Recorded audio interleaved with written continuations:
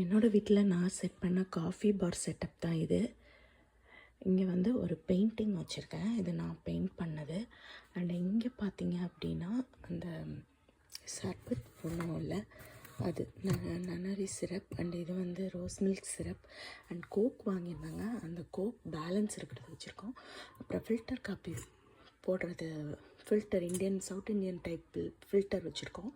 அப்புறம் black coffee, இங்கே வந்து ஸ்டார்பக்ஸில் காஸ்கோவில் வந்து பிளாக் காஃபி மொத்தமாக விற்பாங்க. அது வந்து கொஞ்சம் ஃபில் பண்ணி வச்சுருக்கோம். ஏன்னா காலையில் மோஸ்ட்லி வந்து நாங்கள் பிளாக் காஃபி தான் குடிக்கிறது. இது வந்து ரொம்ப அஃபோர்டபுள் ப்ரைஸ் தான் இந்த ஃபில்டர். இதில் வந்து இந்த காஃபி பவுடர் போட்டு பிளாக் காஃபி ரெடி பண்ணி குடிப்போம்.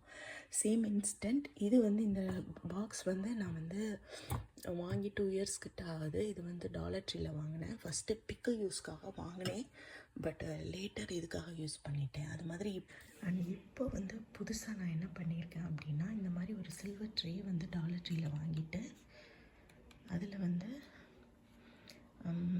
டீ, நம்ம சவுத் இண்டியன் டீ மேக் பண்ணோம் இல்லையா, அதோடது. இது வந்து sugar and coffee, south Indian coffee. இது இந்த 3 ஜாருமே வந்து நான் டாலர் ட்ரீயில் தான் வாங்கினேன்.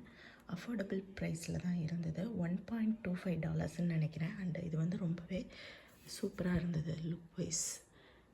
இந்த கேபின் ஃப்ரீயாக இருந்ததுன்னா அதில் ஏதாவது திங்ஸ் வச்சிடுறாங்க. ஸோ காஃபி பார் மாதிரி மேக் பண்ணிவிட்டு இந்த ரெண்டல் ஹோமில் நாங்கள் வந்து நீட் அண்ட் க்ளீனாக வச்சுக்கிறதுக்காக இந்த மெத்தட் ஃபாலோ பண்ணி நான் யூஸ் பண்ணுறேன்.